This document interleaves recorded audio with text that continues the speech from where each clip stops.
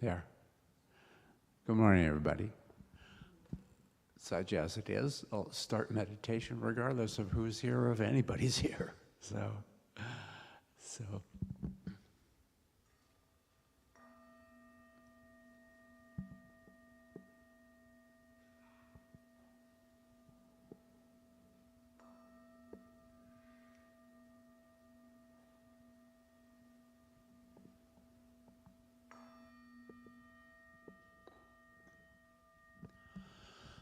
So good morning. Welcome to morning meditation at Unity. 20 minutes of making your whole day go better, just relaxing. So we're just going to start by focusing your thoughts, and typically it's on the breath. Exhale or inhale, breath. And when your thoughts run awry, just bring it back to the breath. And it's going to be impossible to stop your thoughts from taking off. And that's not the goal, actually, to stop them. It's mostly to disengage from your thoughts.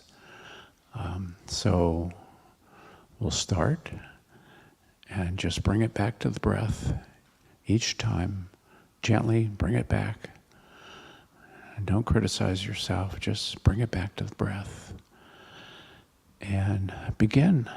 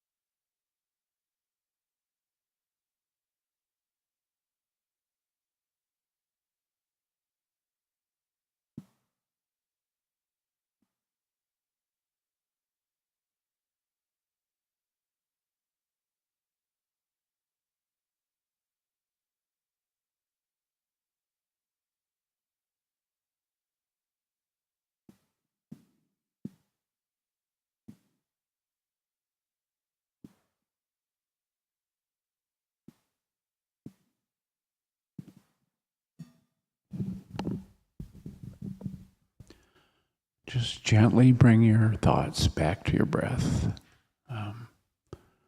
The object of meditation is not to get rid of your thoughts, but to not engage them. So you don't engage them, just come back to your breath.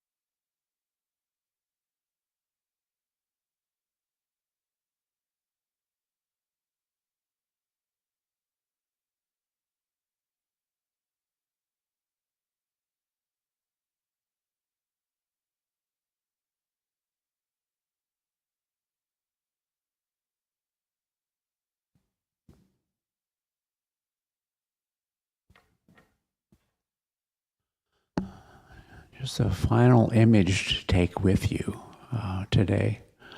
Thoughts are kind of like a train. You're standing and watching this runaway train, and the temptation is to grab onto it.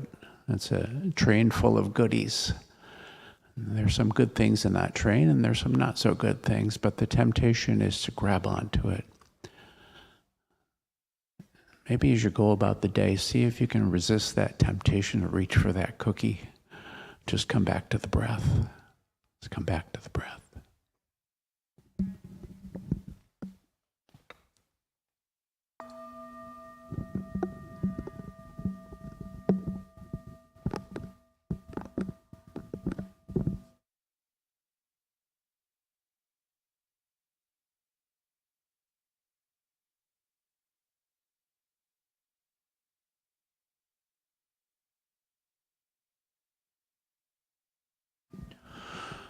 Thanks for coming. You've done yourself and everybody in this room a great service already today.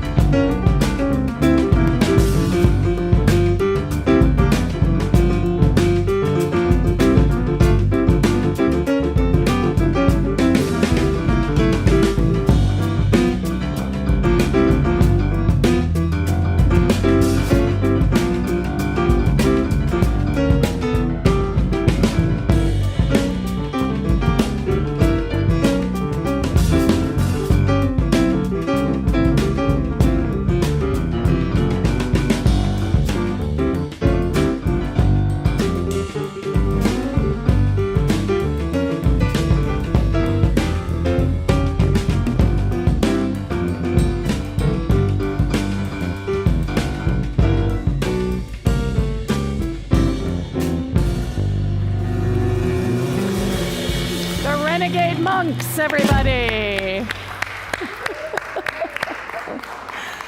Oh, good morning, everyone. For those who don't know who I am Rev DeeAnn Morency. I am the newly named senior minister here at Unity in Marin. And so this is our first service without Tim, right? So we're just going to be present to that, whatever that is for us. Most of you know what an incredible partnership he and I have had over the past year. So we're in a time of transition, and a lot of us are in transition in a lot of places in our life, right? And so I'm going to be talking a little bit about that, about how we can hold ourselves, hold the community, as we navigate what's alive together. So if you're new to Unity, welcome. If you're here in live stream, we are so glad to have you with us. If you care about consciousness, about evolving and awakening in consciousness, if you care about being a loving presence on the planet, and if you care about how you personally and are interested in a community that is dedicated to being in service to each other and to the world, you are in the right place. That is what Unity in Marin is. It's a space, a place for us to come together and to grow and to evolve, and we get to do that in a safe space. So we are interested in keeping the safe space for everyone. So in terms of our masks, what we're inviting everyone to do is that if you are vaccinated, you have a choice as to whether you would like to wear a mask or not. If you're unvaccinated, we're following Marin County guidelines, and that is that unvaccinated folks do need to be masked. And then we are urging people and recommending that you wear a mask, right? But it is your choice if you are already vaccinated. The idea is that we're trying to create a safe container for everybody, right? So those of us who might have immunocompromised systems or that sort of thing, that they feel safe in coming here and gathering with all of us. So we have a beautiful flower dedication today. So first, let's take a look at the flowers. Carolyn Gauthier has arranged those, and they're just beautiful. So Pamela Cavana, it's in loving memory of her husband, Roger. It would have been his birthday. She is actually on her way to Colorado right now as we speak, so we're just holding her in that to spend time with her daughter and with her family. But that is our flower dedication for today. And I do not believe we have a hospitality sponsor for today, but Charcel will be outside right by the coffee after service, and she loves to sign people up for hospitality. And as always, we thank Anne for being the hospitality whisperer in the background and getting things and having things for us to be able to. And I'm going to talk more about hospitality during the announcements, because I have some ideas. Does that surprise people that I have some ideas? It doesn't surprise my wife. So if you're not part of Text in Church and you'd like to stay updated on what's happening here, you can join by texting WELCOME if you're new, or LOOP if you're already part of the system, so we know that you're part of the system, to 415-991-7111. Do you know how I practiced that number all morning?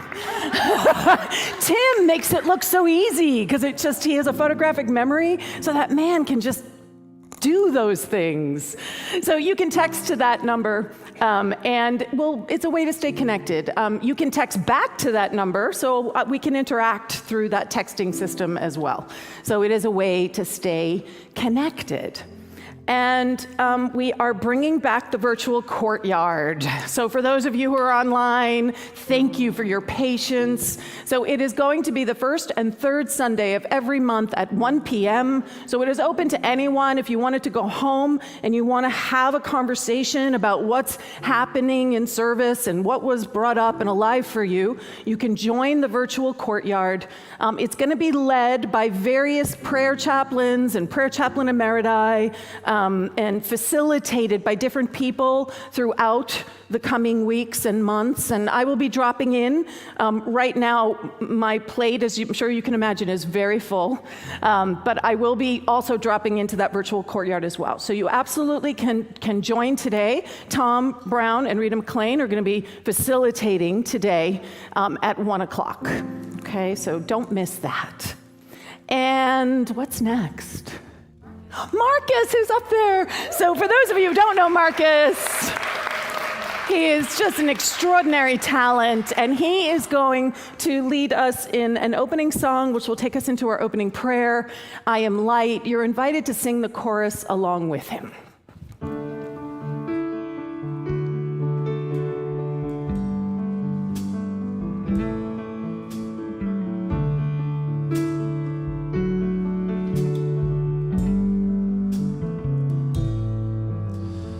I am light. I am light. I am light.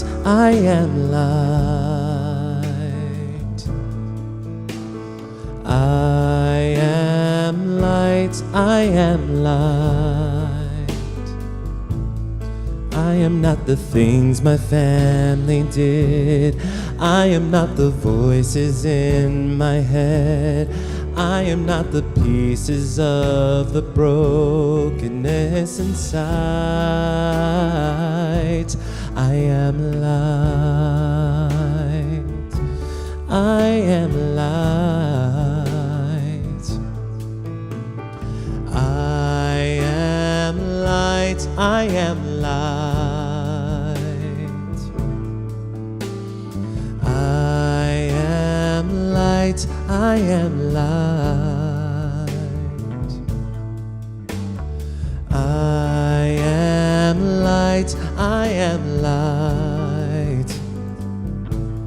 I am not the mistakes I have made or any of the things that cause me pain. I am not the pieces of the dream I left behind. I am light. I am light. I am light.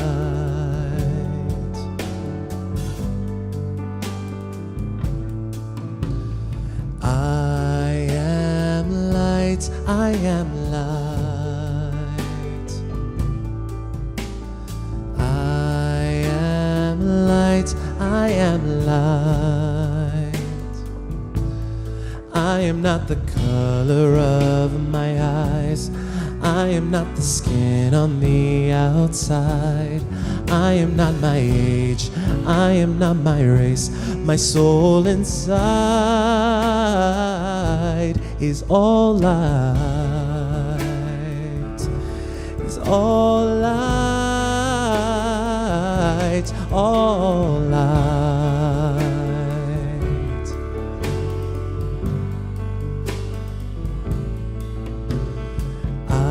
I am light. I am light. I am light. I am light. I am divinity defined. I am the God on the inside. I am a star, a piece of it all. I am light. I am light. I am light. I am light.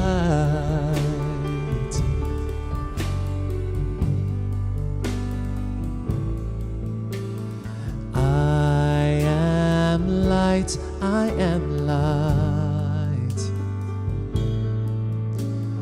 I am light. I am light.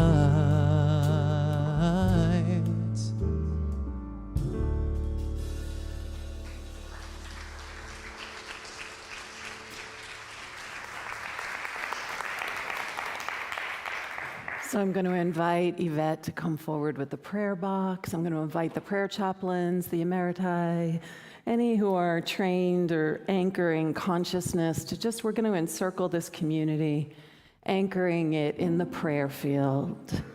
I'm going to invite everyone to take a breath. The invitation is to be fully present right here, right now. To be the light that we all are, that eternal light. So we open our hearts and we quiet our minds. We recognize that light, that love, that grace, that joy that is right here, right now, always available, always accessible, the life that is the I am, that is God, that is whatever name we call that which we cannot name by. And we just allow that to grow in our awareness. And from this space, this place, we bless all of it. Whatever is alive for you in your personal life right now, we just bless it. We see and I know peace and harmony is a thought away, a breath away. I know abundance and prosperity is available right now.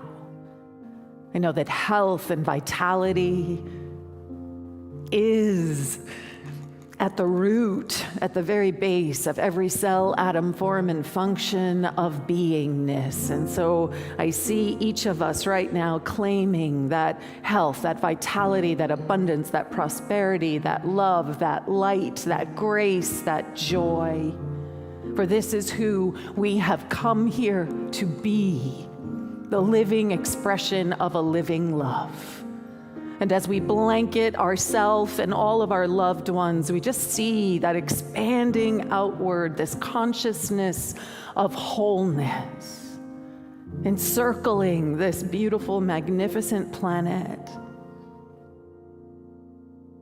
How grateful I am for this opportunity to be still and know, to anchor the truth of the light that I am, that you are, that we are, that unity in Marin is. And so it is. Amen. Ashe. Peace and blessings, everyone. Thank you, prayer chaplains. Oh, it always feels so good to sink into that prayer consciousness before or as we start the service. I'm Carolyn Gauthier. I'm not Gabe Paulson, which it might say up on the slide, but I do a lot of things around here, but I do not tap dance. So I am going to step in to this position right now with the help and prayer support of all of you. And there are many ways that we can get prayer support here in this community. You can, of course, pray with any of the prayer chaplains that you just saw standing up. You can send a prayer request to our office at unityandmarin.org. You can call the office number 475-5000. You can put a prayer slip in the box over there, and you can pray with just about anybody here. They will hold you in that sacred space. Because you know what? We are an amazing, loving, supportive community. And we came up with this mission statement, and I'd like you to say it with me. We are a spiritual community committed to authenticity and the expression of love and support for each other in living an awakened and an enlightened life. And please also say with me our commitments. We connect with spirit, inspiring each other, the community, and the world. We grow in consciousness through education, healing, and prayer. We serve spirit, community, and the world with love, joy, and a sense of adventure. That's what I look upon this morning, as a sense of adventure. And this month of August is going to be spent talking about the quantum living, which is a class that DeeAnn is teaching, and I understand there are 40-something people taking it. It's quite amazing. I've taken it in the past. So you're going to get the kind of the cliff notes, and then you'll probably want to take it the next time around. But I wrote a community song for us to learn and sing together for this month. So if you will, open your minds and your voices, and we will learn it right now with our band, the Renegade Monks.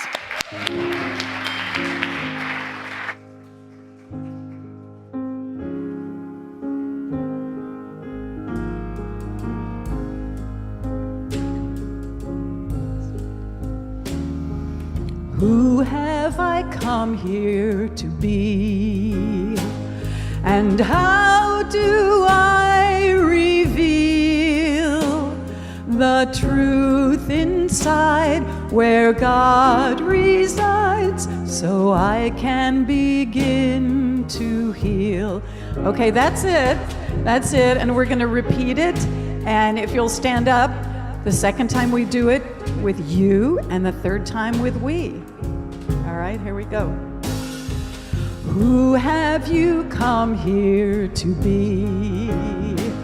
And how do you reveal the truth inside where God resides so you can begin to heal?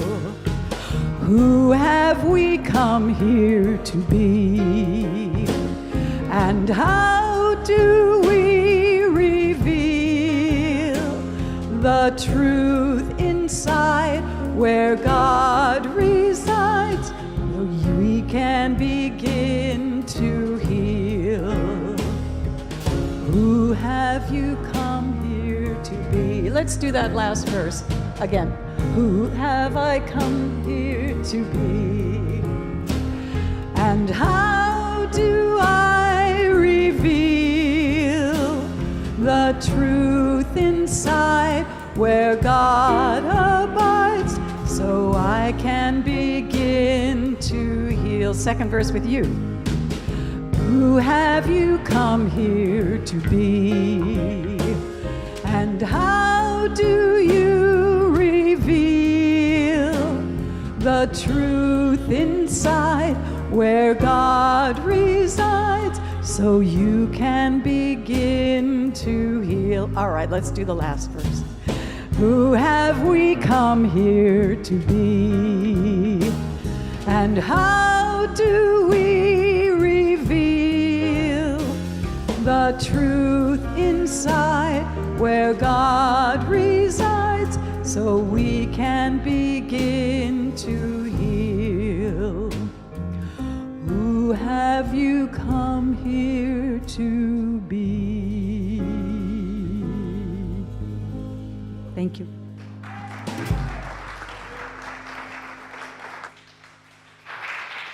And now I'm going to invite Kim up here to do our inspirational reading.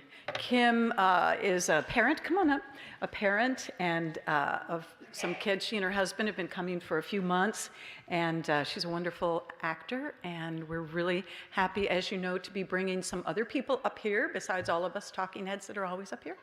And Kim is going to read today's inspirational word, and then it'll be followed by a short time of meditation. Thank you. Thank you, Carolyn. Thank you.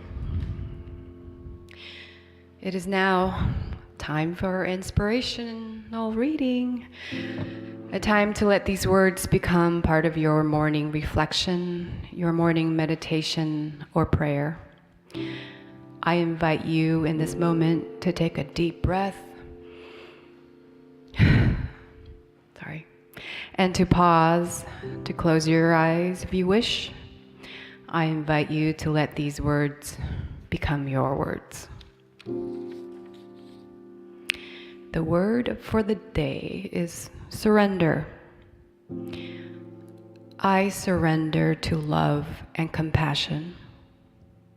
In the midst of a disagreement, I may be tempted to give in to frustration. Yet, no matter what happens outside, I have the ability to choose how to respond. I gently release the urge to react negatively.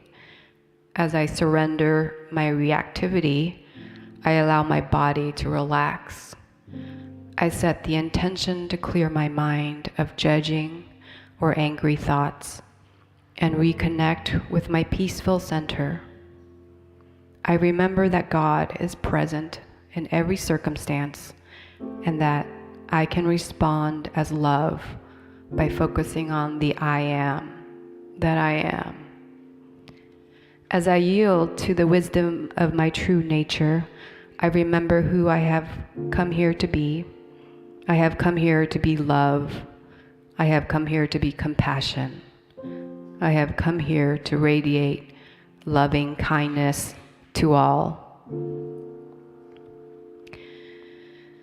And now let us take this into a time of silence.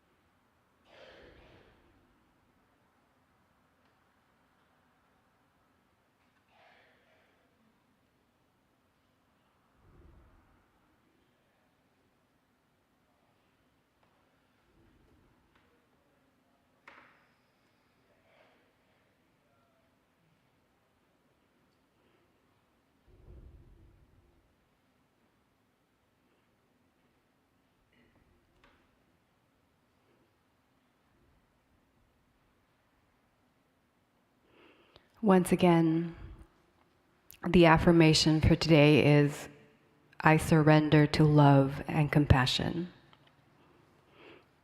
Please know this with me. You repeat, I surrender to love and compassion.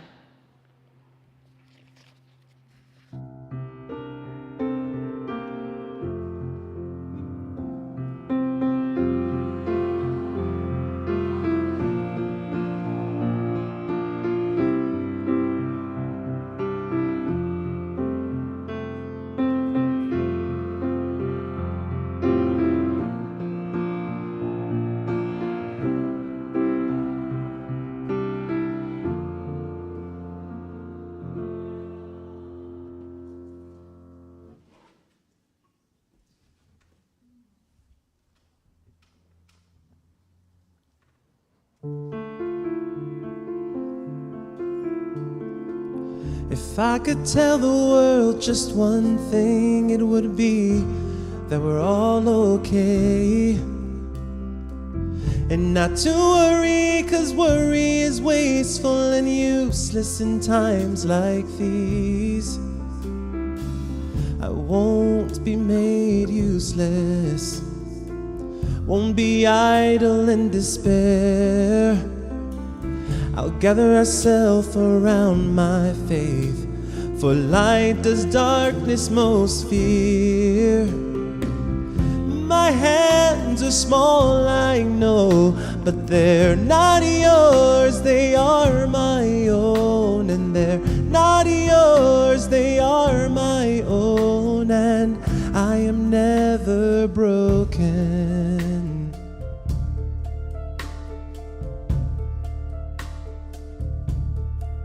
Poverty stole your golden shoes, but it didn't steal your laughter. and heartache came to visit me. But I knew it wasn't ever after. We'll fight, not out of spite, 'cause someone must stand up for what's right. 'Cause where there's a man who has no voice, there I shall go singing. My hands are small, I know, but they're not yours, they are my own. And they're not yours, they are my own. And I am never broken. In the end, only kindness matters. In the end, only kindness matters. I will open up my heart and I will pray. I will open up my heart and I will pray. My hands are small, I know, but they're not yours, they are my own. And they're not yours, they are my own. And I am never broken. My hands are small, I know, but they're not yours, they are my own. And they're not yours, they are my own. And I am never broken. We are never broken.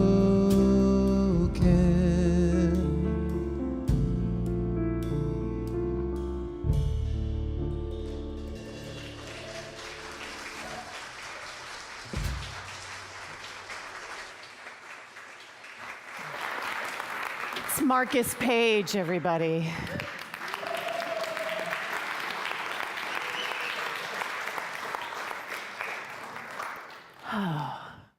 I'm never broken. Do we believe that?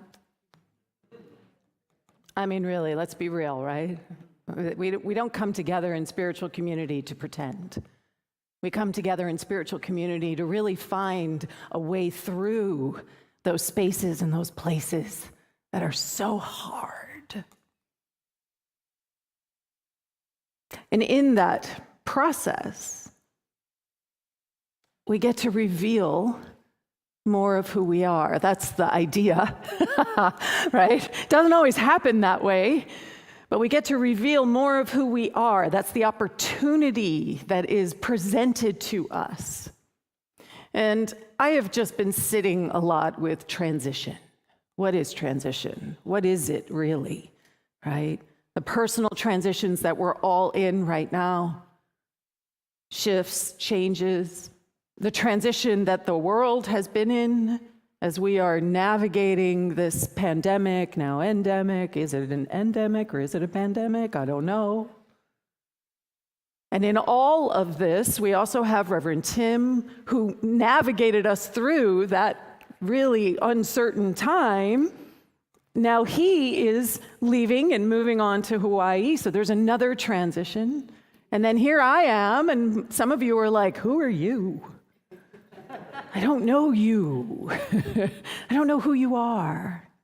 And when we come together in spiritual community, part of what we are saying yes to, part of that agreement, is that we are here to reveal who we truly have come here to be. And there are a number of things that can get in the way of that process, right? And what I'm really committed to is that oftentimes when we think spiritual community, we think that we need to look like this. We need to look happy and cheerful, and it's just so amazing. Isn't life wonderful? Om Shanti Namaste.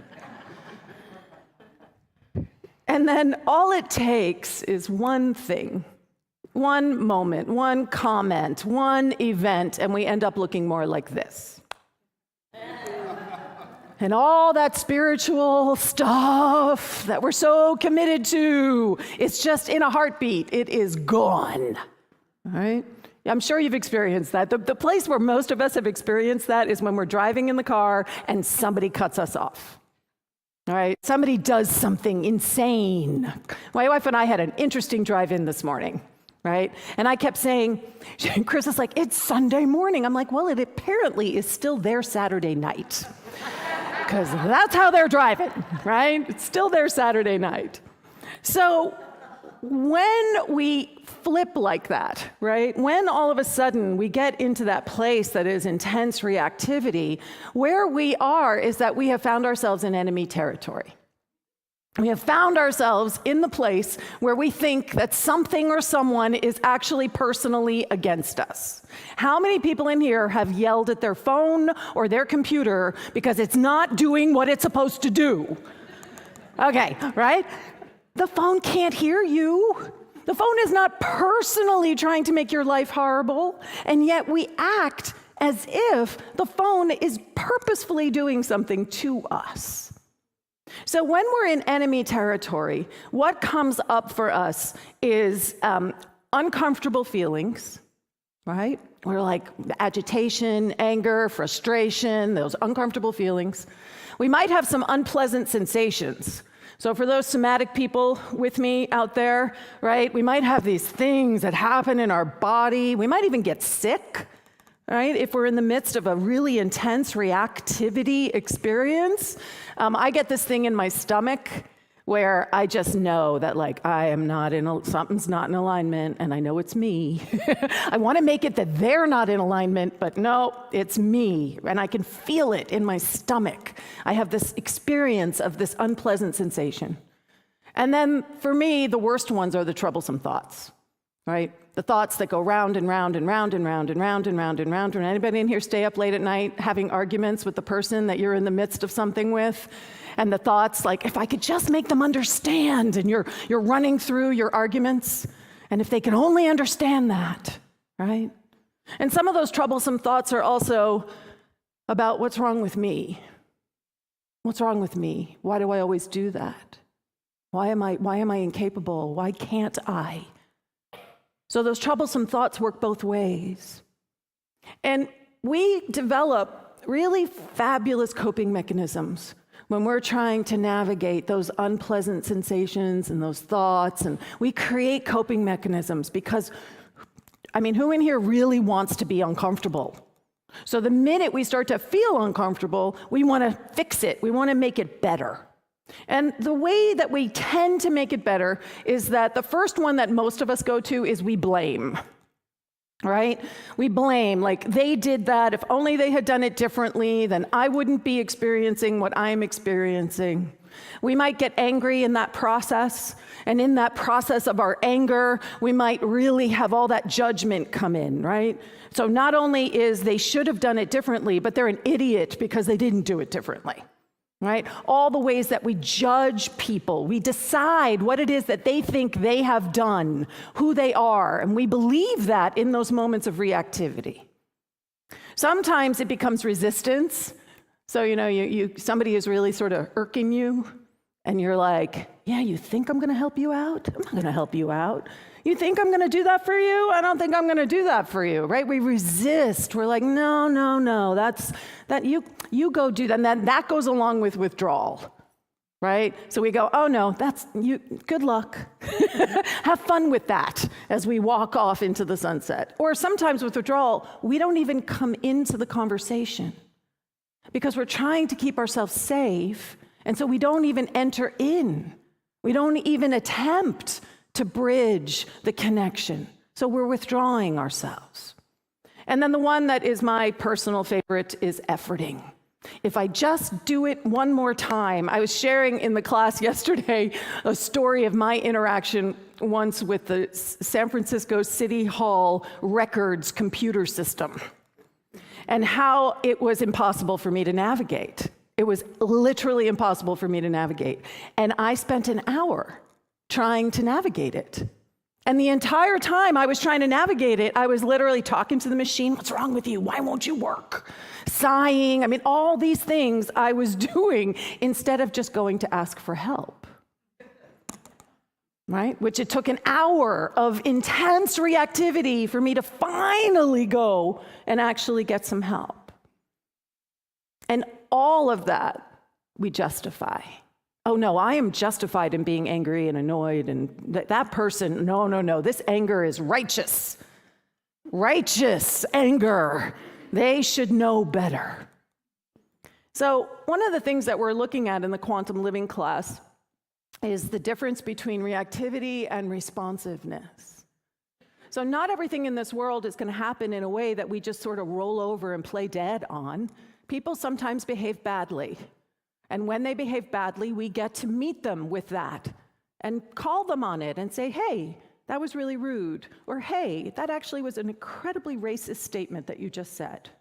We get to call people on that. That was misogyny right there. That was not nice. You're not being very compassionate to where this person is right now in their experience. We get to say that to people. But there's a difference between responding to someone from a place of clarity and centeredness and reacting. Reacting means that you got hooked in, that there's something in you that somehow is connected into whatever it is that triggered you. The trigger means that it's yours, and it's not actually about them. And that's really hard to flip around. And the reason why our reactivity, it's an incredible coping mechanism. The reason why we get so reactive is because what's really underneath all of the anger and the rah and the withdrawal and all of that is the deepest sadness and melancholy. This is what we're afraid that we're actually going to walk around looking like. Because the things that we say to ourselves, the stories that we tell ourselves that are not true about ourselves, are so awful. Really. One of my shadow beliefs is I don't matter. Really think about that for a minute, that that's somehow walking around inside of me. How painful is that? Other shadow beliefs are I'm not capable. I'm invisible. I'm unlovable. I'm unworthy. All of these stories, these myths, these beliefs that we have created about ourselves based on our interactions in the world, based on something that one random third grade teacher said to you. Mrs. Dollinger, she comes up a lot in my worksheets, said to me, and then all of a sudden I believe it about myself. And I take it in and I absorb it and I actually am living from that place. So of course I don't want to acknowledge that. Well, who wants to acknowledge that I actually think I don't matter? Like, ugh, I don't want to acknowledge that. So I push it away. I push it outside of myself. Because the truth is that for most of us, unless you're an incredibly enlightened being, and they are here, is that when the way that we actually think we are is that we are broken. That when we look in the mirror of ourselves, what we see is a brokenness. What we see is something that we have to fix, that we have to make better. And especially that we have to hide the brokenness from everybody else because we don't want anybody to see it, right? We don't want anybody to know how broken we actually are. So we call this the shadow, and I love this image of this little girl. Because this is what happens to ourself. We are who we are, and yet out there in the world, we think we're some monster. We think that there's something really scary about us, that we think that there's something really wrong with us, inherently, something. And that is not what we believe in unity. In unity, we believe that we are made in the image and likeness, that we are wholeness itself, that available to each one of us is that perfection that is imperfectly perfect in our human expression. That is what we know and we believe, or at least it's what we say we believe. But when the rubber meets the road, when we actually are caught up in the story in our life, those myths, those beliefs about who we are become so active. And the pain and the uncomfortability of them means that we throw them out there in the world instead. So the way, shadow by its very nature, you can't see, really. because shadow will always sort of move behind you, right? It's slippery, it's tricky. So the way that you can see your shadow, what's alive for you, what are those myths and those messages, is through your dreams. Your dreams can reveal that to you. And the number one way is through projection. By looking at how, because you're so uncomfortable with those things about yourself, that you project them out into the world instead. So you know how there's always that one person or that one type of person that just irritates you, that just bugs you? They have a certain sort of energy around them, and notice how they always come into your life. They're always around somewhere, hovering on the sidelines so that they can drive you nuts. At least that's what it feels like, right? But that's just the part of yourself that you don't want to admit that you are projecting outward. And so you're seeing it everywhere. You're looking for it everywhere. So the idea behind this quantum living process, the idea behind unity principles, regardless of whether you're taking the class or not, becoming awake and aware of our projection, becoming aware of how our reactivity is a clue for us around what it is that is trying to be healed within ourselves. What is it that wants to be made whole? What is it that at the root of our root, we know we are not broken, as Marcus so beautifully sang. So how do we allow that truth to radiate forth? So we can look at our projections, and then the technical term is we get to recall them. We get to call that projection back. So whatever it is that's irritating you out there in the world, where it is creating a reaction within you, it is an opportunity to say to yourself, how am I that? How am I so afraid of that I am turning myself inside out to not be that? Right? To not be whatever it is that I think would be so horrible to be. So for people who struggle with the extrovert, you're in trouble with me, but who struggle with extroverts and energy and all of that, right? The invitation is to sit back and be like, so how am I afraid of my own energy, of my own zeal, of my own enthusiasm? The reverse is true for those of us who struggle with introverts. How are we afraid of being still? How are we trying so hard to not be quiet and to actually listen and align ourselves? What is it that we're afraid to hear? So just notice where that projection is, what's happening, and just spend some time sitting with that. Because ultimately, the truth of who you are is divine. You are not that broken image in the mirror. You are this. You are wholeness. You are life itself. You are all that there is and more.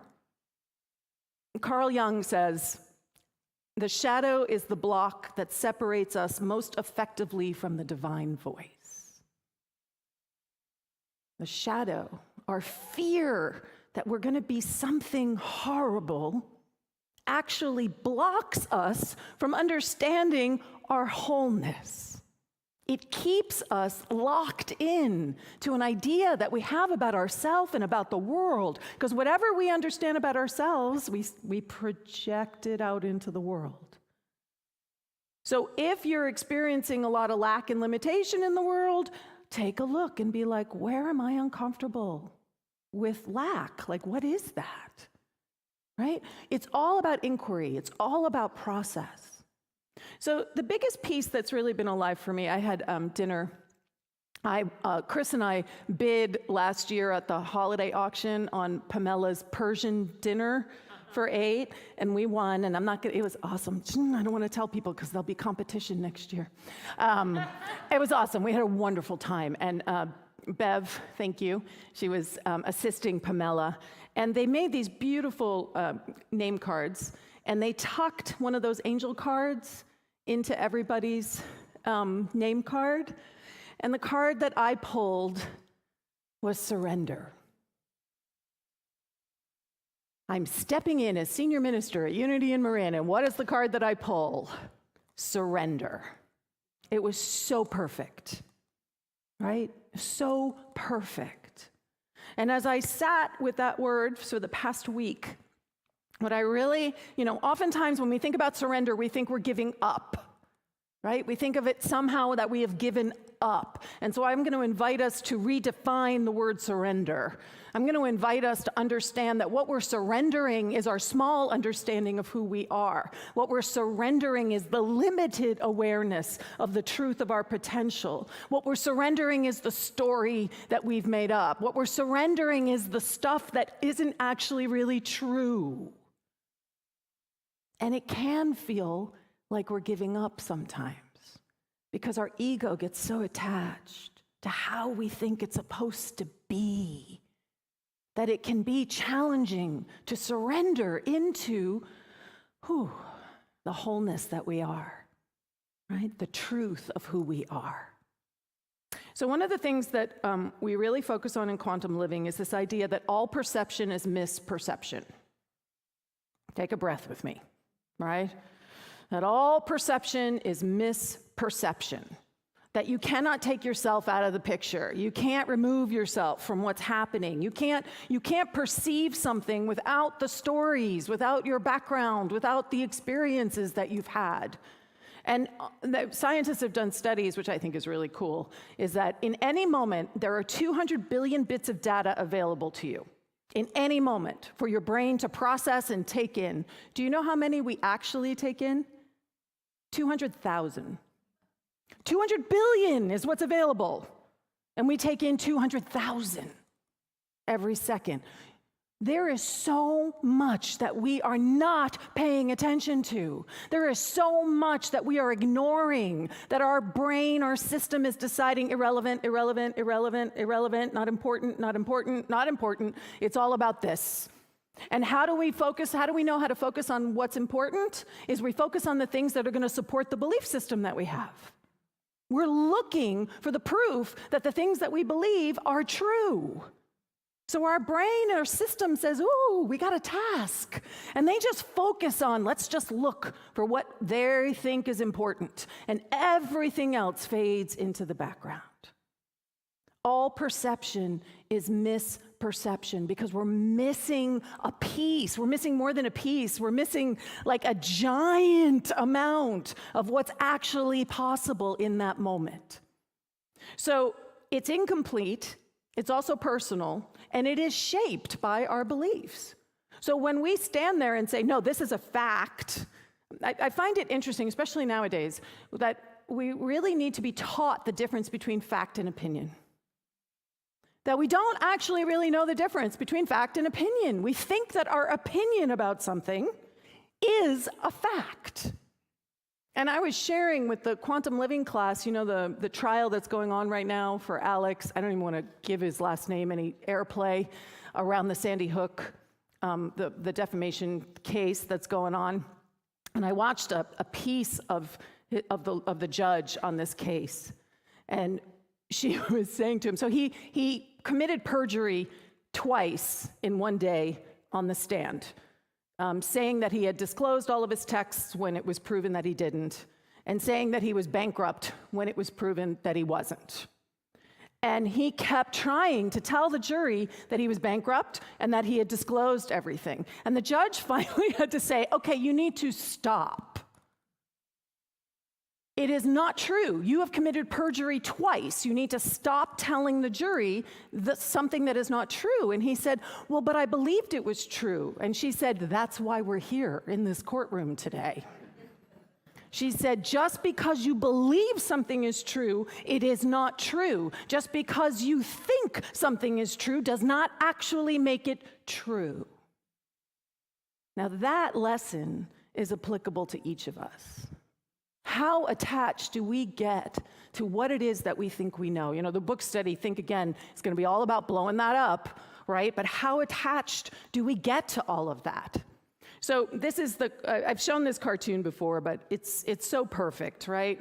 We see things not as they are, but as we are. We cannot get ourselves out of the frame. And once we actually admit that and acknowledge it and say yes to that and incorporate that into how we move through the world, it makes life a whole lot easier.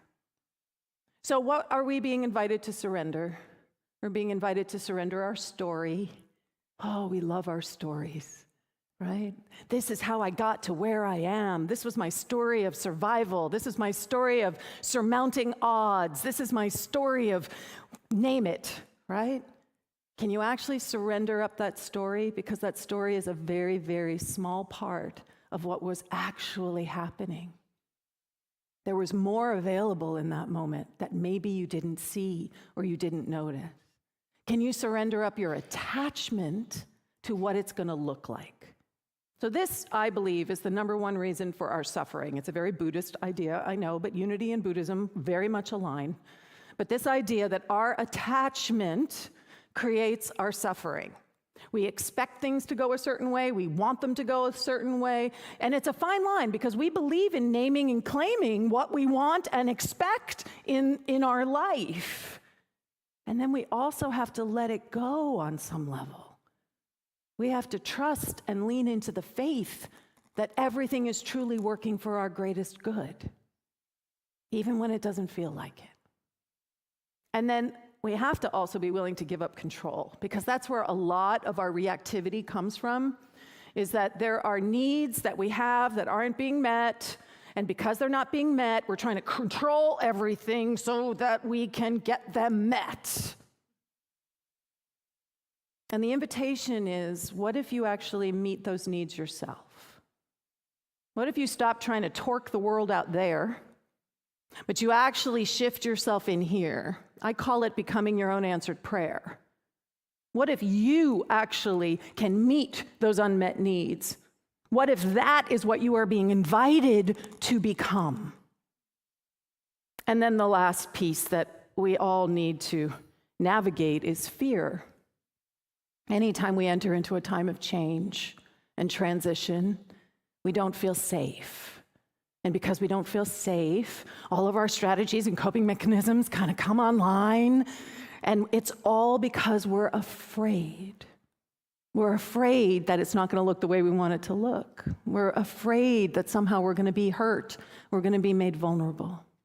So the flip side of fear in unity is faith, right? Is faith. Being able to walk in faith. And fear can be translated into false evidence appearing real. False evidence appearing real. All perception is misperception. So when the fear starts to get triggered, false evidence appearing real, and it can feel very real, but there is always something more that is available to us. So the last thing I want to leave you with is that this is all happening within each of us individually. Who have I come here to be? But I also want to invite Unity and Marin as a community to sit with this idea of who have we come here to be? Because as a collective, we also have our strategies and our coping mechanisms. As a collective, we have our shadow. We have the things that we don't want to see that we are, and the things that we are hoping that we can be, but we don't necessarily believe that we are those things. That is alive in the collective consciousness that is Unity and Marin. So as we are stepping forward individually, the invitation is to also pay attention to what's happening in that larger energetic field. Because that's how we as a community are going to heal and we're going to grow. By being willing to pay attention to the places that we're trying to protect, to the spaces that may feel wounded. We need to actually become present to all of that together so that we can begin to move forward from a place of wholeness. There is no lack in this community. Do you actually believe that? There is more than enough in this community. Do you actually believe that? That we are a community of love and where is the hook for you? Where does the fear kick in?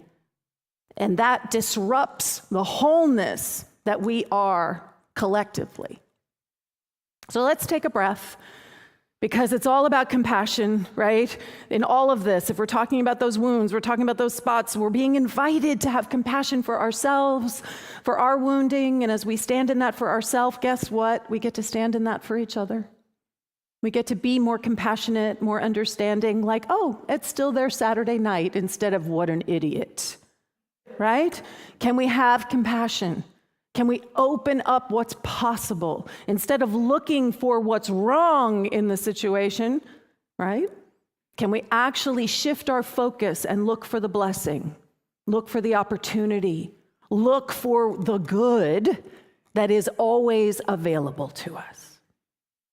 So our affirmations today: I am willing to be vulnerable. I am willing to embrace my shadow. I am willing to embrace my shadow. I am willing to surrender up the small me. I am willing to surrender up the small me. And I say yes to my divine identity. And I say yes to my divine identity. And so it is. Amen.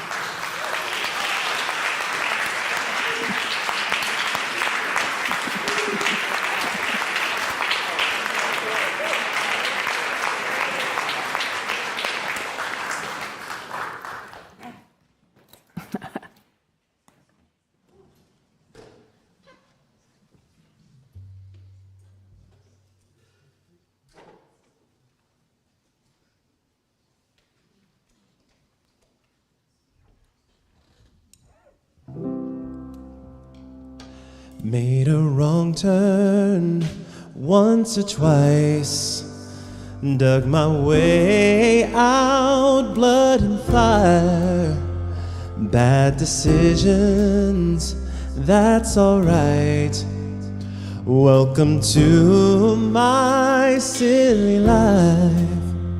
Mistreated, misplaced, misunderstood, no way, it's all good. It didn't slow me down. Mistaken, always second guessing, underestimated. Look, I'm still around.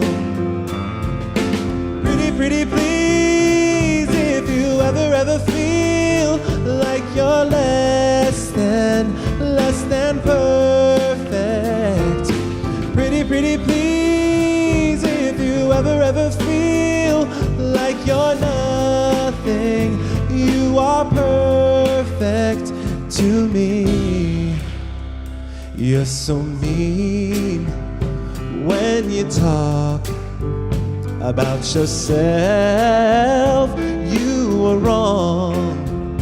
Change the voices inside your head, make them like you instead.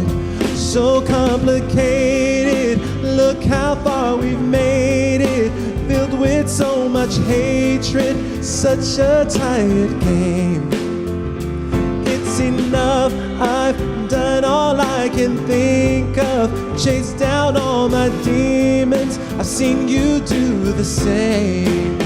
Oh, pretty please, don't you ever feel like you're less than perfect. Pretty please, if you ever feel like you're nothing, you are perfect to me. You're perfect to me.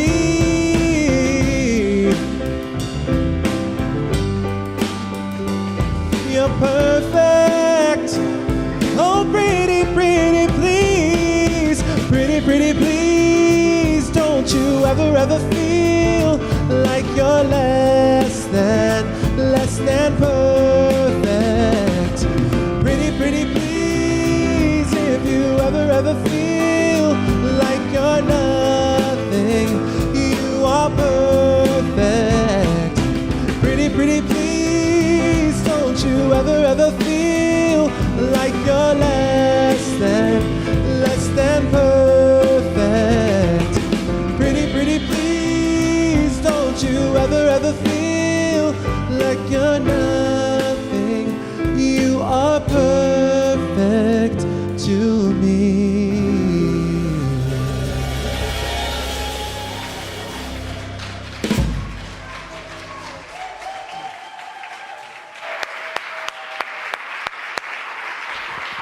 Marcus Page, and the Renegade Monks. Wow. That was a lot, Reverend DeeAnn. And I've taken the class. And you know what? It's exactly what we need to hear, what I need to hear, and what the world needs to hear. When I grew up in the Presbyterian church, it was all about memorizing things and knowing how things were supposed to be done.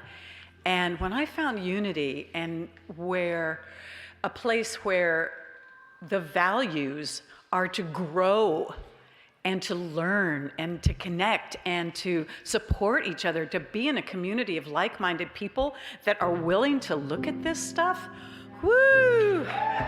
Woo! So that's why I give, that's why I support I support financially, I support with my time, and I invite you all to do the same, because we don't have, like the Presbyterian Church has the big umbrella where they'll send you money. Every Unity Church supports itself. So we really need everyone's financial commitment. I appreciate it, and there are ways that you can do it. You can, if you're watching online, you can text, and that number is 84321. You can phone into our office. I gave you that number earlier, and you can mail a check in. If you're here in person, we will pass the baskets around. We ask you to give generously, and we will sing our giving song at this time.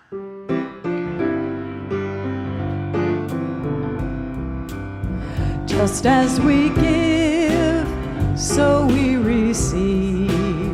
Richly we live in one golden weave.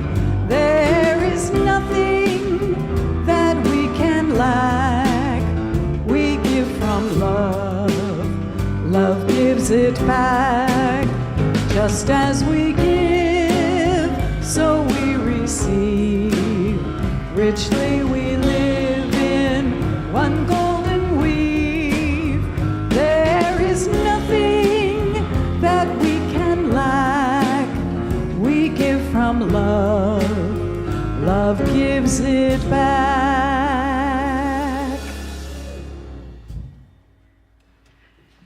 Okay, so if this is your first time here, if you just kind of raise your hand just a little bit, just a wee bit. Okay, never mind. Thank you. It's so good to have you here. And we have a gift for you. You can get one right here as we're going to leave out this door towards the courtyard. And know that you can talk to anybody here about what's going on, and they'll be happy to see you exactly, take you where you are and accept you for who you are. Today we were going to have the biodanza class, but Tim, who's teaching that class, the wonderful movement guy, is just being extra cautious because he was exposed to somebody who had COVID. So we will have the biodanza next month instead. Sorry about that if you wore your leotard, and you'll have to save it for next month. And really exciting, this Wednesday we have our monthly Courtyard concert, and I think we have a little video. It's Ian Dogle and Renee Jenkins, both of whom have played there in the past. Very inspiring music to lead you inward.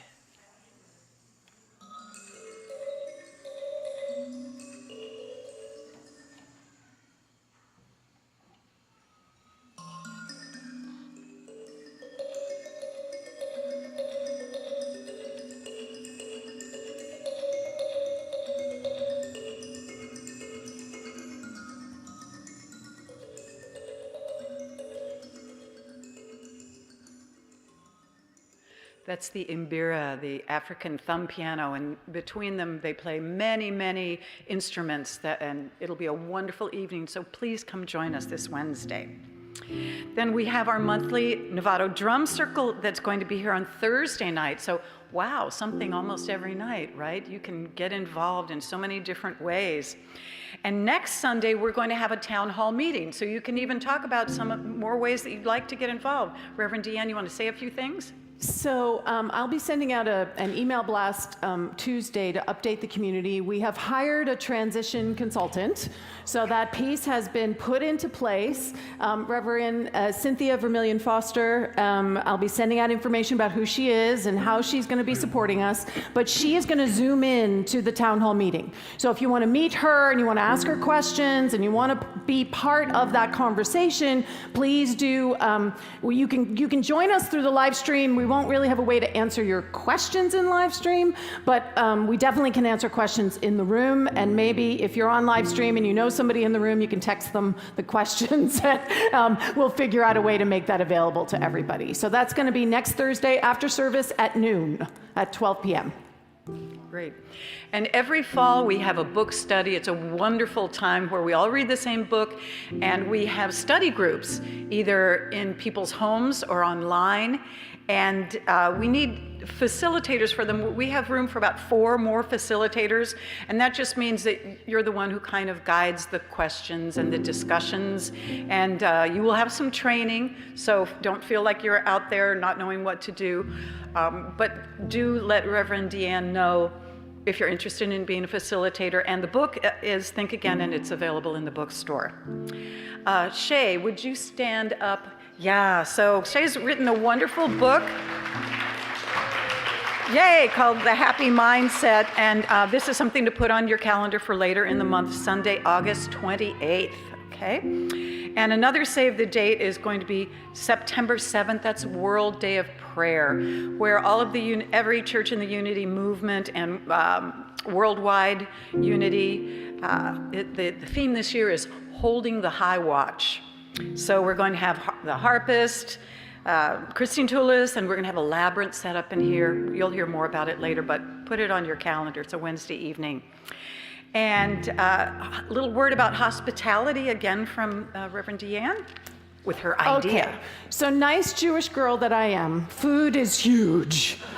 Right? It is. Food is huge. Are there any Italians in the house? Any Greeks in the house? I mean, there's a lot of cultures where food is important. And what I noticed is that we had so many sort of events happening that we were having food, and all of a sudden the courtyard was filled with people sticking around and having conversation. And that is so important. It's not just what we do here in the service. It's also the ways that we connect with each other outside of what's happening in service.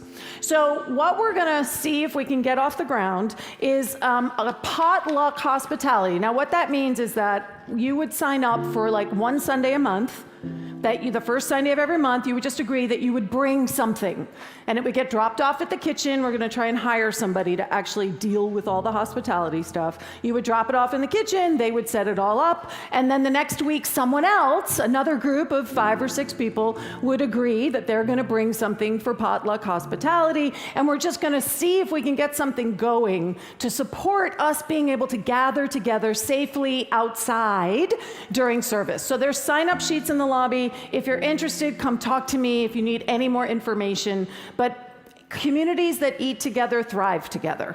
That's just the truth. Okay? Okay, you're making me hungry. Tim and Olga Lucia, if you are watching right now, you need to turn off the sound or leave the room for just about 2 minutes, okay? Shh, just walk away, walk away. And if you're here, we're going to be videotaping out by coffee, just a little 1 minute goodbye or remember me kind of thing for them, and a thank you for what they have done and who they are. And if you're online, you can still send in a video, but today is the deadline, so let's get that all taken care of. We have a QR code, which is on your bulletin, or you can point your phone up here, that will give you all the details about all of the things that I didn't say that are going on, which there are a lot of them. And we hope that you will find wonderful ways to get involved. I would like the prayer chaplains to please stand and identify yourselves so that if there are folks in the audience who want to have a few moments to be held in the light, to be seen for exactly who you are, just go up to one of these people who are usually wearing a white stole or a shawl, and they will pray with you. Everything is held in confidence, and they will continue to pray for you. Thank you, prayer chaplains. And now let's welcome the children in.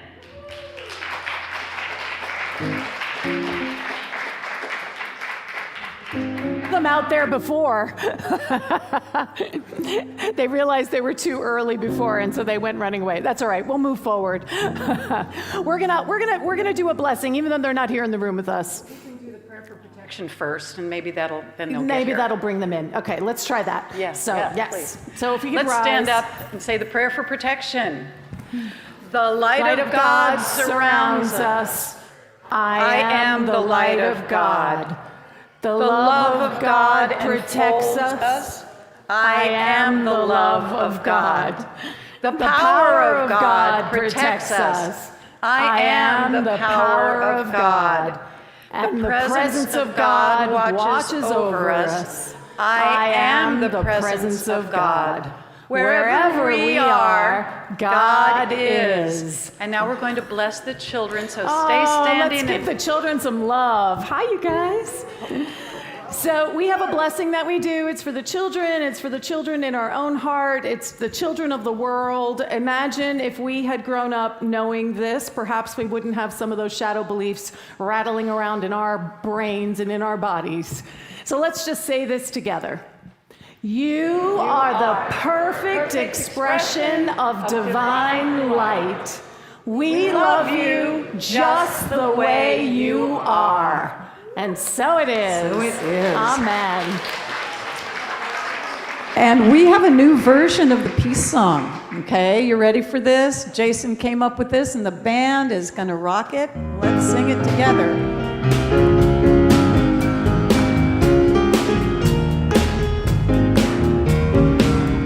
Let there be peace on earth, and let it begin with me.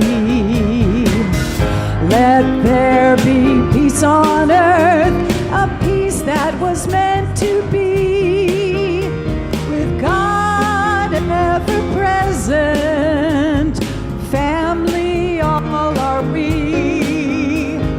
Let us walk with each other in perfect harmony. Let peace begin with me. Let this be the moment now. With every step I take, let this be my joyous vow. To take each moment and live each moment in peace eternally. Let there be peace on earth, and let it begin with